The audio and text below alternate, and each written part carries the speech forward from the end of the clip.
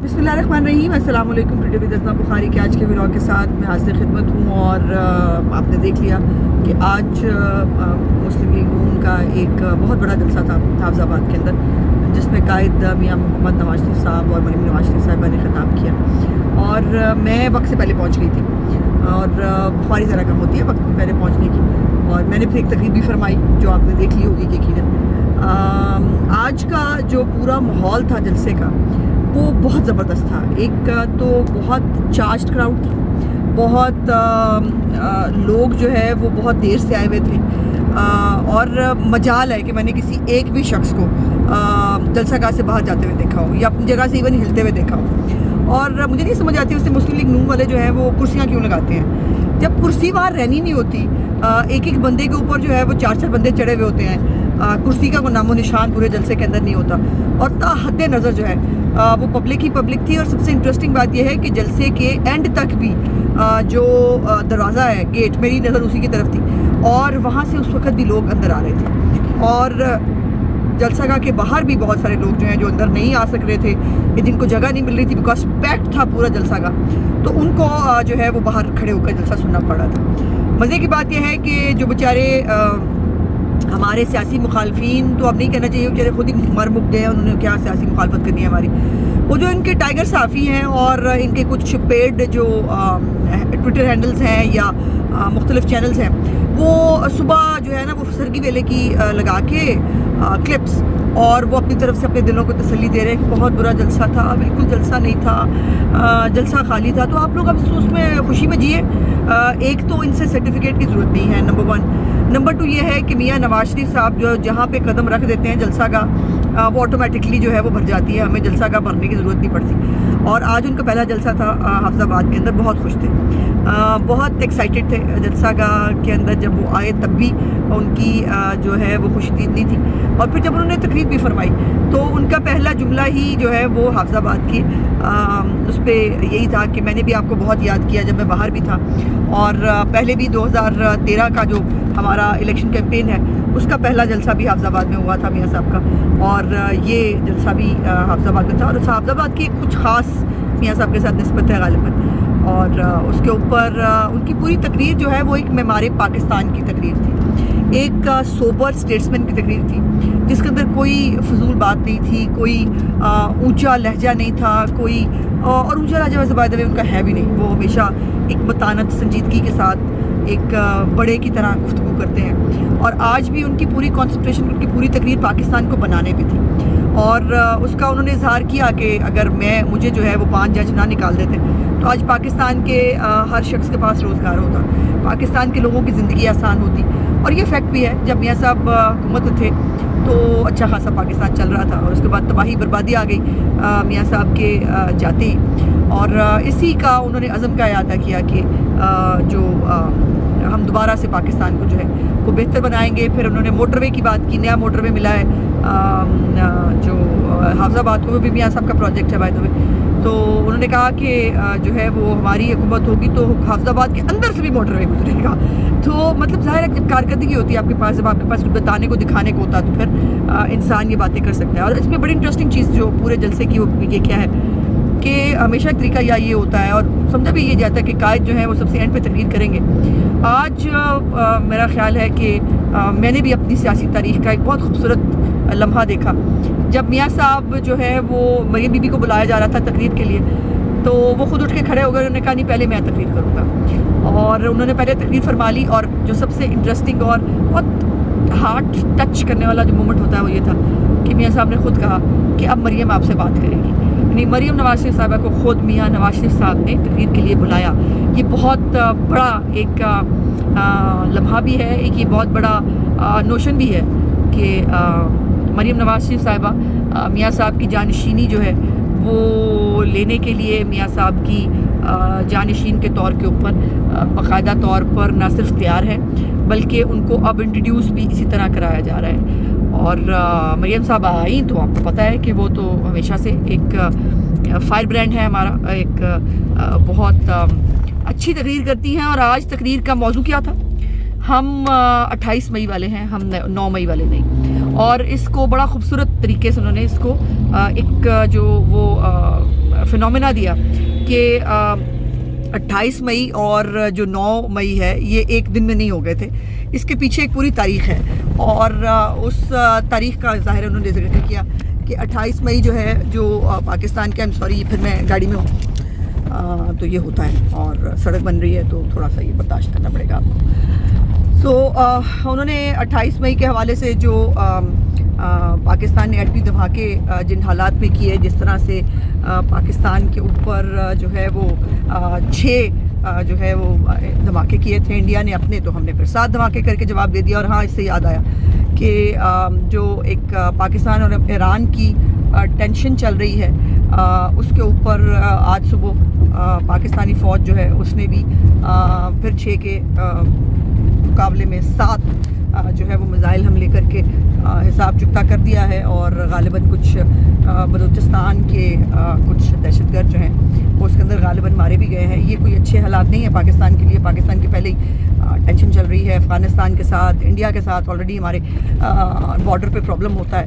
अब उसके बाद ईरान की तरफ से ये जो एक मैं कहती हूँ कि गैर ज़रूरी तौर पर एक ये जो अमल किया गया, ये कतई तौर पर ना ईरान के हक़ में है ना पाकिस्तान के हक़ में है। हम हमसाया मुल्क हैं, बरादर मुल्क हैं और हमें उसी तरह बिहेव करना चाहिए। सो पाकिस्तान एक ख़ुद मुख्तार मुल्क है, अगर उसकी सलामती के ऊपर कोई जो है वो देखेगा तो फिर उसका जवाब उसको मिलेगा। सो फिर 9 मई की उन्होंने बात की और उन्होंने उन बच्चों का ख़ास तौर पर जिक्र किया जो 9 मई के मुकदमात में मुलव्वस थे, जिनको इमरान खान ने अपनी घिनौनी सियासत के लिए इस्तेमाल किया और आज वो बच्चे जो हैं वो कैद भुगत रहे हैं। और उन्होंने कहा कि उनके जो घर वाले हैं, कभी आज तक किसी ने उनको नहीं पूछा होगा कि वो किस हाल में जी रहे हैं, उन बच्चों का क्या मुस्तकबिल है। और उन्होंने ये बताया कि हर वक्त ये कंसंट्रेशन होती है मियाँ साहब की, हर वक्त वो यही जो है वो प्लानिंग कर रहे होते हैं कि बिजली के बिल कैसे कम करने हैं, गैस कैसे देनी है, गरीब आदमी की महंगाई कैसे कम करनी है और जो यंग बच्चे हैं उनको रोज़गार कैसे देना है। सो एक एज ए होल एक बहुत सक्सेसफुल, एक बहुत कामयाब शो था। मियाँ साहब की पहली बहुत मुख्तसर और बहुत कॉम्प्रिहेंसिव तकरीर थी और लीडर को ज़्यादा नहीं बोलना पड़ता। लीडर जो है उसके 2 जुमले ही काफ़ी होते हैं डायरेक्शन दिखाने के लिए और वो मियाँ साहब के ऊपर बहुत सूट करता है ये वो कि कम बोलो लेकिन बहुत अच्छा बोलो। मेरा आज का व्लॉग देखने का बहुत बहुत शुक्रिया। इंशाल्लाह अगले व्लॉग में आपसे बातचीत होगी। मेरे चैनल को लाइक, सब्सक्राइब और शेयर ज़रूर कर दिया कीजिए। खुदा हाफ़िज़।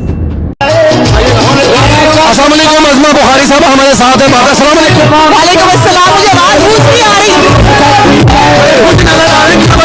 अल्हम्दुलिल्लाह मेरे लीडर का आज पहला जलसा है और आज वो बाकायदा तौर पर इंतखाबी जलसे से खिताब करने जा रहे हैं। इससे बड़ा खुशी का दिन हो नहीं सकता मेरे लिए।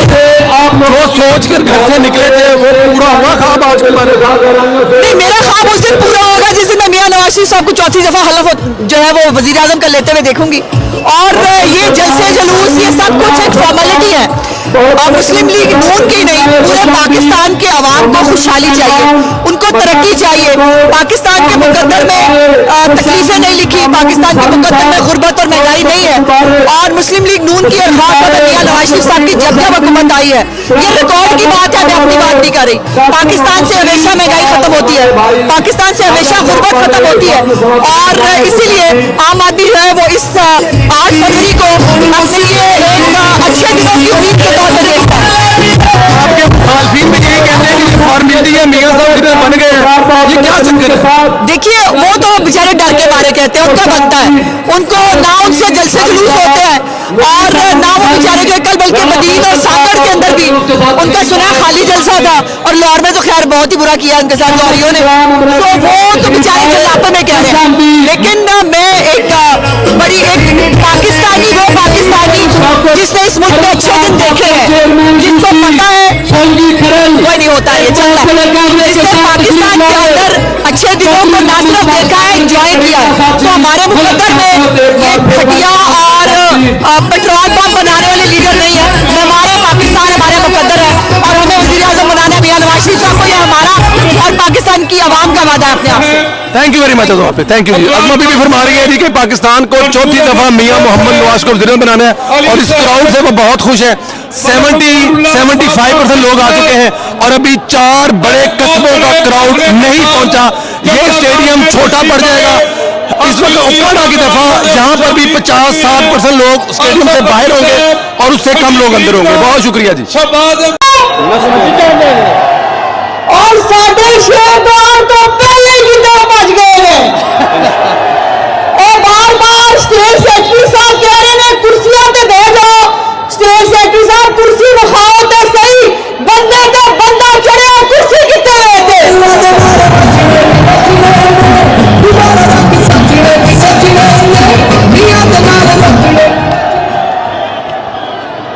हाफिजाबाद हमेशा शेरों का शहर है, शेरों का शहर रहेगा और हाफिजाबाद नू आज एजाज हासिल है कि मियां मोहम्मद नवाज शरीफ साहब अपना पहला जलसा हाफिजाबाद शहर च कर रहे हैं। हाफिजाबाद वालों, मैं पहले भी यहां आया हूं, लेकिन ऐसा मंजर मैंने पहले कभी नहीं देखा।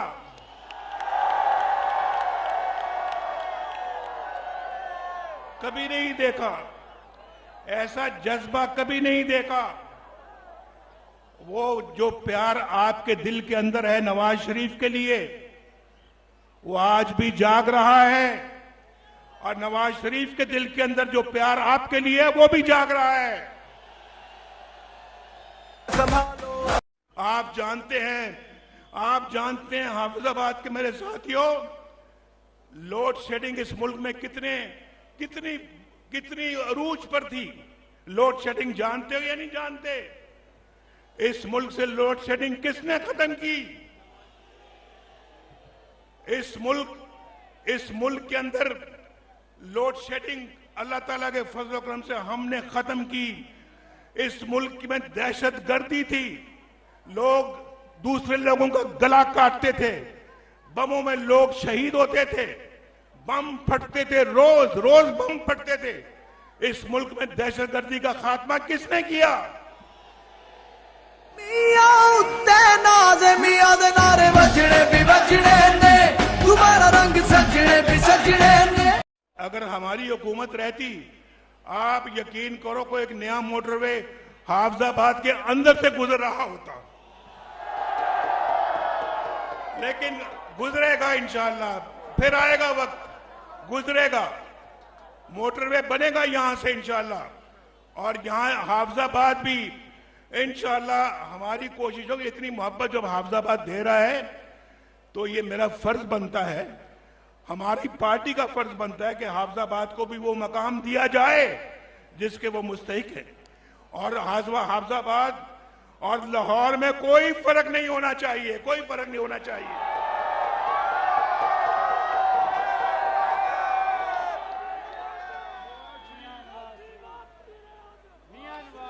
भाई, मेरे दोस्तों, भाइयों, नहीं सुन ले, बस ठीक है। मेरा मिशन पाकिस्तान को अपने पांव और अपने कदमों पे खड़ा करना है, और हम इंशाल्लाह अपने इस मिशन को पूरा करेंगे।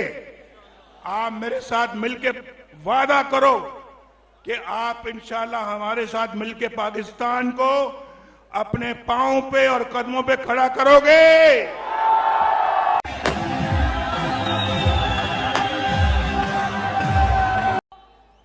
सलाम पेश करती हूं, और मैं ये मेरे साइड पे मेरी बहन सायरा अफजल खड़ी है। मैं आप सबके सामने ये कहना चाहती हूं कि सायरा ने अच्छे वक्त में बुरे वक्त में नवाज शरीफ का साथ नहीं छोड़ा।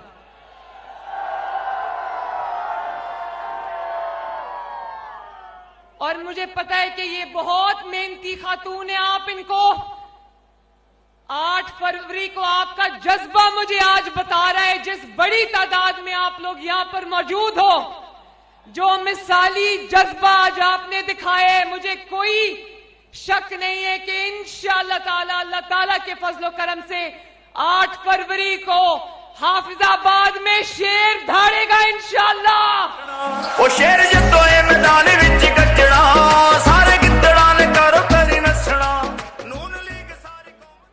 मैं मियां साहब को कह रही थी, आपने बात कर ली, उसके बाद आपके बाद बात करना मेरे लिए गुस्ताखी है। लेकिन उन्होंने कहा नहीं, हाफिजाबाद के अवाम से आप भी बात करो।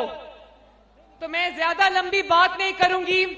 जो बात आज नवाज शरीफ साहब ने आपको कही है, मुझे उम्मीद है कि हाफिजाबाद का हर शख्स आज उस पर गौर करेगा, उसके ऊपर सोचेगा और वो मैसेज जो है वो घर घर नवाज शरीफ का पहुंचाएगा। मैं एक बात करना चाहती हूं और नौजवानों और खवातीन को खसूसी तौर पर यह मैसेज देना चाहती हूं। नवाज शरीफ साहब ने,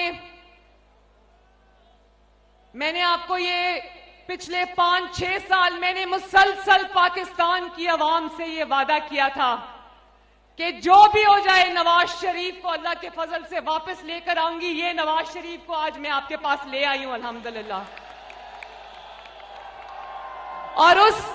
और उस जिद्दोजहद में अल्लाह ताला के फजलो करम से अगर आप मेरा साथ ना देते तो ये दिन आज मुमकिन नहीं होता। मरियम नवाज आपको दिल की गहराइयों से खराज अकीदत पेश करती है। बहुत बहुत शुक्रिया। नवाज शरीफ साहब ने लंदन में चलने से पहले, पाकिस्तान के लिए चलने से पहले उन्होंने एक बात की थी। मैं बात वो आज दोहराना चाहती हूं आपके सामने। मेरा मुकदमा भी वही है आज अवाम की अदालत में। इन्होंने कहा था हम 28 मई वाले लोग हैं, हम 9 मई वाले लोग नहीं हैं। किस किस ने सुनी थी ये बात? किस किस ने सुनी थी?